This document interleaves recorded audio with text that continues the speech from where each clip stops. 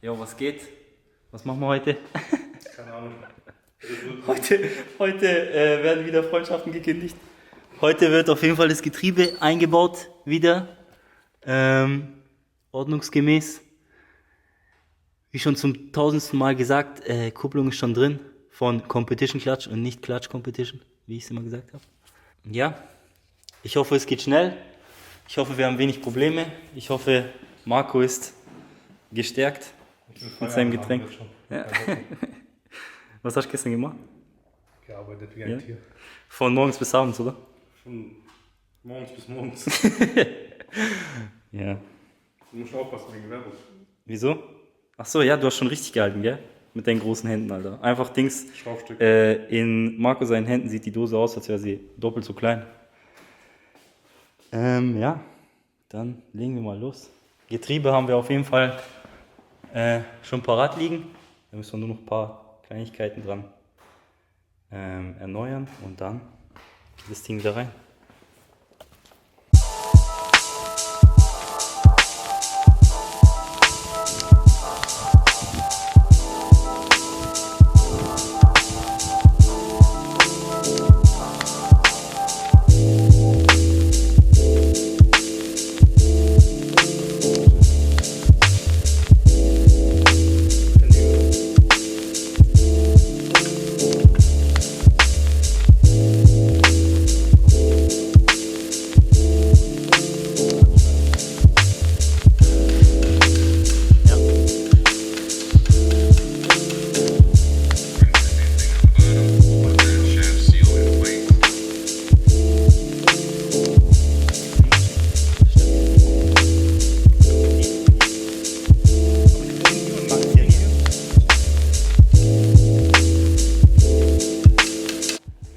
Was wir jetzt auch noch machen müssen, ist eine neue Dichtung am Verteilergetriebe, die ich extra besorgt habe.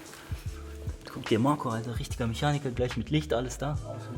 Da machen wir hier außenrum eine neue Dichtung hin. Vielleicht hört es dann auch ein bisschen auf zu siffen. Aber schauen wir mal. Was ich auch noch geholt habe, ist so ein verstärkter Ring für die Druckplatte von ACT. Das ersetzen wir dann gegen das, was mitgeliefert wurde. Was rausholen. Weil das ist auf jeden Fall aus 2 Teilen. Und das, was ich gekauft habe,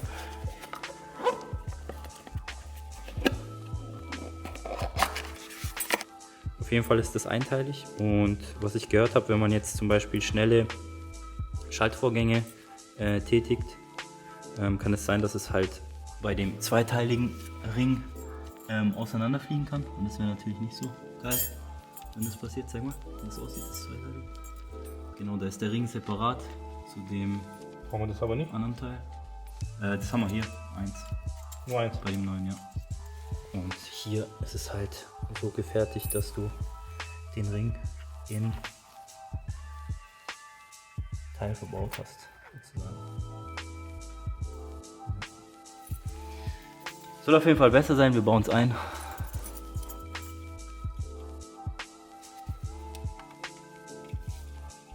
Wie kriegst du den rein? Ein Hammer. So ein bisschen schwer. Geht's nicht? Geht doch. Ja, schaut Hammer, oder? Schaut drin, Alter. Er hat kurz Hammer genommen, seine Finger, Alter.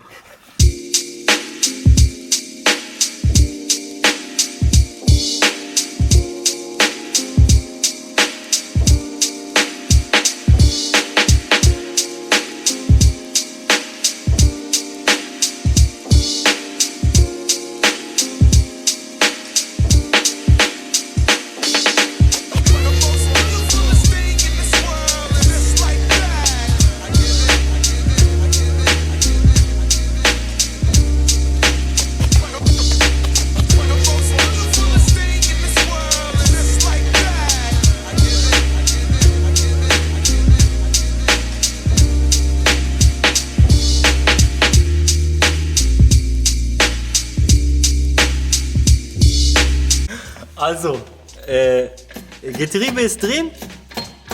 Getriebehalter jetzt mittlerweile auch für hinten, der beim Rausmachen so ein Ab war. Marco mit seinem Spezialwerkzeug komplett glücklich. Zeig mal, was du für eine Rätsche hast. Richtige Ingenieurskunst. Einfach für die Stellen, wo man nicht wirklich rätschen kann, das beste Werkzeug, was man sich so besorgen kann.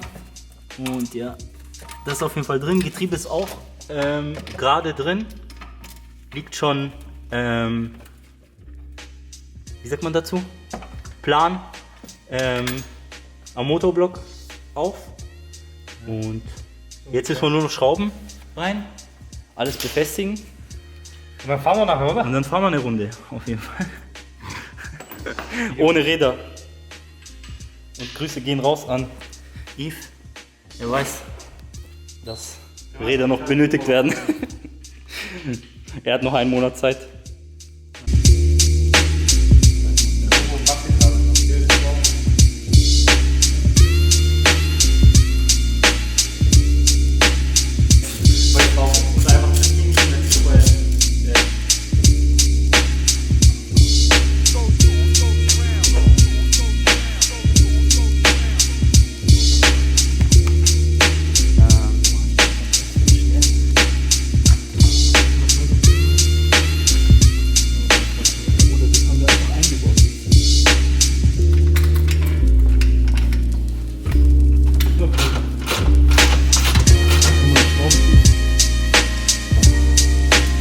Hallo. Hi. Jetzt. Servus. Was geht? Bei Kevin gerade Getriebe einbauen. Ach so. Das ist Randy, oder? Das ist doch, Alter. Fest sein. Teile Getriebe ist fest.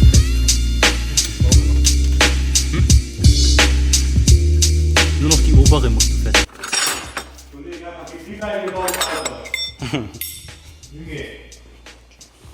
Sogar liegen, Alter. Aber eigentlich liegen ist schon fest. Hast du jetzt was Neues entdeckt? Nee, Doch, Beste. Ich habe mal einen Schrank aufgebaut zu Hause. Auch liegend. Liegend und ich bin sogar dabei eingeschlafen.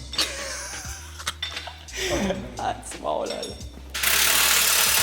Teilegetriebe ist drin. Der ballert noch die Dinge fest. Lange Verlängerung lang. Motorhalter. Aber guck mal, wir wollten so viel fluchen heute, gell? Du hast gar nicht geflucht, weil alles so perfekt liegt. 20 Minuten haben wir getrieben.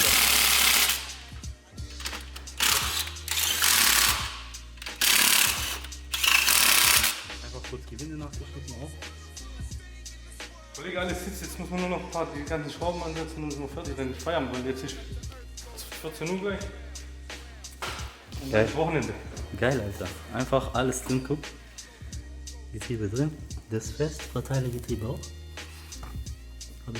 Achse auch wieder vermittelt. Wieder fest. Noch nicht ganz, aber da muss ja noch der Querlenker und so rein. Getriebe ist auch. Jetzt müssen wir noch So, Getriebe ablassen. die einzelnen Schrauben rein. Alles festgemacht werden und dann können wir weitermachen. Motor können wir wieder locker machen, genau. Das brauchen wir nicht mehr, die Brücke, oder? Nee. Mach mal so. Filmreif. Ja, genau so. No look.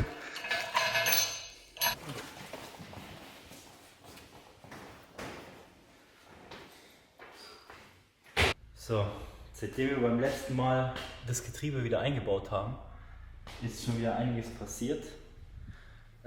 Ich habe den Ventildeckel abgenommen, weil bei dem war halt ein bisschen so durch die Korrosion und so weiter, ist halt die Farbe so ein bisschen weggegangen und ich hätte den auch gerne in Wagenfarbe, deswegen habe ich den abgebaut und werde den so weit vorbereiten, dass der Lackierer ihn einfach nur lackieren muss. Da zeige ich euch auch noch ein bisschen was. Hinten habe ich die Bremse weggebaut. Die wird natürlich auch nochmal frisch gemacht in schwarz. Und was heute eigentlich noch passiert ist, ich werde die Ölwanne abbauen. Und das hat folgenden Hintergrund. Und zwar möchte ich mit dem Fahrzeug 2024 mehr auf der Rennstrecke fahren. Im Grunde genommen wird das neue Setup definitiv mehr Grip generieren, weil ich habe breitere Reifen, härtere Stabis, eine verbesserte Vorderachse durch die ganzen Querlenker, die Arbeiten, die ich alle getätigt habe. Und dadurch wird eine höhere Kurvengeschwindigkeit generiert. Wenn es die Strecke zulässt, durch die Bedingungen, also wenn Gummi drauf kommt, es wärmer ist und so weiter. Und das wird dazu führen, dass die Ölversorgung im Motor darunter leiden wird. Es kann halt passieren, dass in manchen Kurven der Öldruck so tief absinkt, dass die Ölversorgung bzw. der Ölfilm abreißen könnte. Und dafür habe ich dann Folgendes bestellt. Und zwar habe ich die Baffleplates von Tomei bestellt. Die sollen angeblich das Öl besser von der Kurbelwelle abtragen und dafür für mehr Öl in der Ölwanne sorgen. Und das ist, denke ich, oder werden viele sagen, auf jeden Fall von Vorteil. Es gibt noch von verschiedenen anderen Herstellern komplette Ölwannen, die mehr Öl aufnehmen können und noch so eine extra Förderpumpe haben, wo sozusagen in schnellen Kurven die Ölversorgung bzw. der Öldruck gleichbleibend ist. Dafür habe ich mich jetzt erstmal nicht entschieden. Ich probiere es erstmal mit den Baffleplates. Ich werde mir auf jeden Fall noch eine Öldruckanzeige in den Innenraum verbauen, damit ich sehen kann, während der Fahrt auf der Rennstrecke, ob sich der Öldruck stark verändert, ob er wirklich auch teilweise so tief absinkt, dass es problematisch werden könnte. Und aber das würde ich mir dann halt in den ersten 2, 3, 4 Testtagen mal anschauen, weil ich denke, von Anfang an werde ich sowieso nicht eine schnelle Pace fahren können und mich halt erstmal Stück für Stück rantasten mit dem Auto. Und ja, wenn es dann da irgendwie zu ersichtlichen Problemen kommt, dann werde ich mich natürlich dafür entscheiden, eine Ölwanne zu bestellen, die dann dafür für Abhilfe sorgen soll. Aber vorerst probieren wir es mit den Baffleplates und ja, wir schauen dann im Nachhinein auf der Rennstrecke, was passieren wird. Also, dann würde ich sagen, legen wir mal los und bauen die Ölwanne ab. Do, 'cause we all crew. Just try me if you think I'm bullshit. Look at this. The brother finally decides to stand up like a man and throw down. It's over. Everything starts from now. We all go down unless we stay together. Ain't no one man above the crew, you know that shit.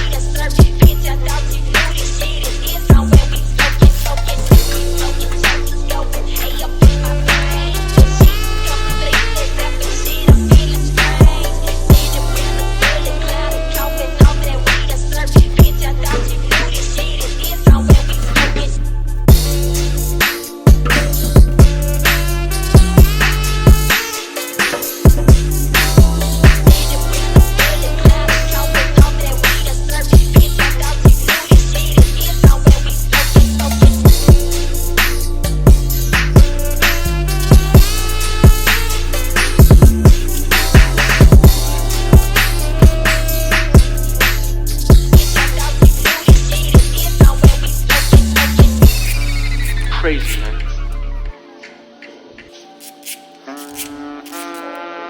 You know, when you said that last time, I was kind of tripping, right?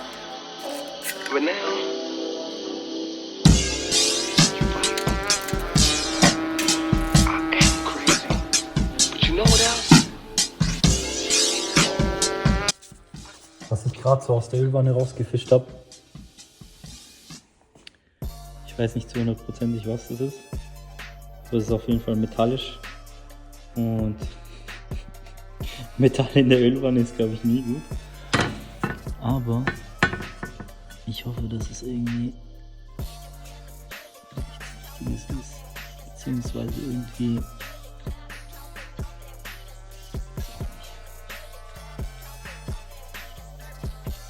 Das fühlt sich auf jeden Fall weich an.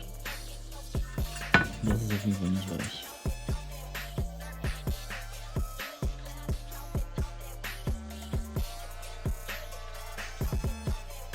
Ja. Man wird im Laufe der Zeit sehen, ob es irgendwas Schlimmes war, Wichtiges oder was auch immer. Schauen wir mal rein, ob da auch ein bisschen was an Dreck sich angesammelt hat in dem Filter. Und wie zu sehen ist,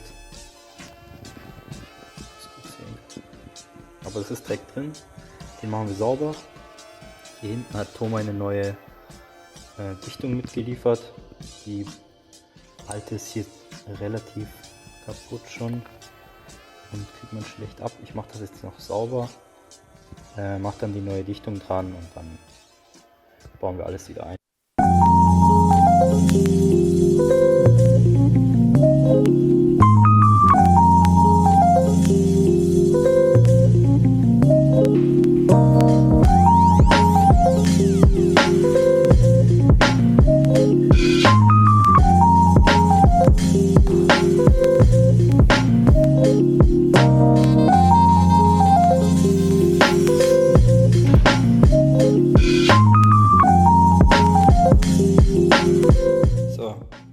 Ölwanne ist soweit gereinigt. Da kommt dann die Dichtungsmasse drauf und kann dann sozusagen verklebt werden wieder. Das Tomai Buffle Plate habe ich gerade mal montiert und geschaut, wie das passt. Sieht auf jeden Fall gut aus. Soweit. Hier seht ihr dann auch den Unterschied zwischen der originalen und der vom Tomai. Hier sieht man schön, dass die Öffnungen da sind. Hier ist noch so ein Zusatzblech oben, was dann sozusagen das Öl von der Kurbelwelle abträgt. Und ja, hier die Öffnungen, dass das Öl schneller wieder in die Ölwanne gelangt. Anscheinend bringt das auch etwas Leistung, weil die Kurbelwelle dadurch leichter wird in dem Moment, wo sie sich eben dreht, weil weniger Öl an ihr haftet. Ja, bin ich auch mal gespannt, ob man das merkt. Wahrscheinlich nicht, aber ja, jedes PS mehr ist auf jeden Fall von Vorteil. Ja, und jetzt würde ich dann die mitgelieferten Schrauben befestigen, da etwas Loctite dran machen. Mit den vorgegebenen 22 Newtonmeter anziehen und dann sollte das passen. Davor spülen wir noch kurz die Löcher raus mit Bremsenreiniger, weil da kommt ja noch Loctite rein.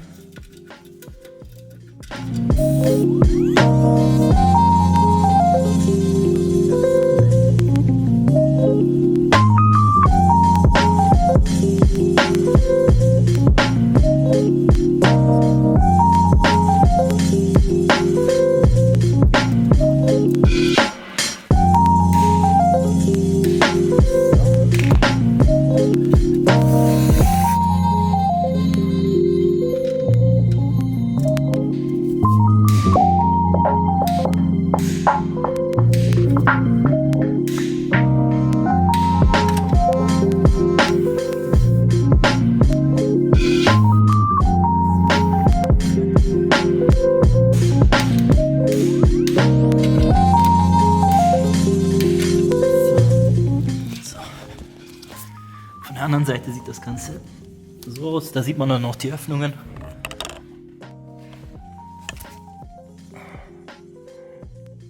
Hier schön der Tomai-Schriftzug kopfüber.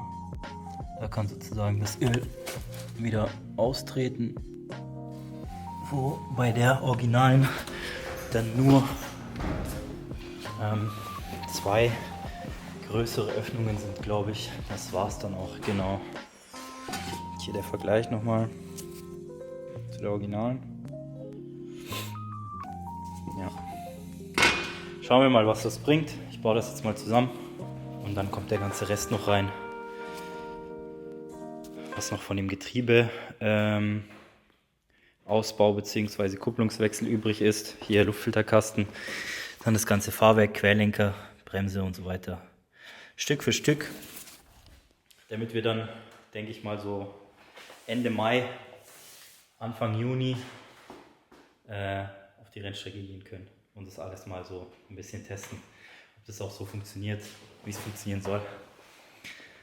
Wünsche mir Glück.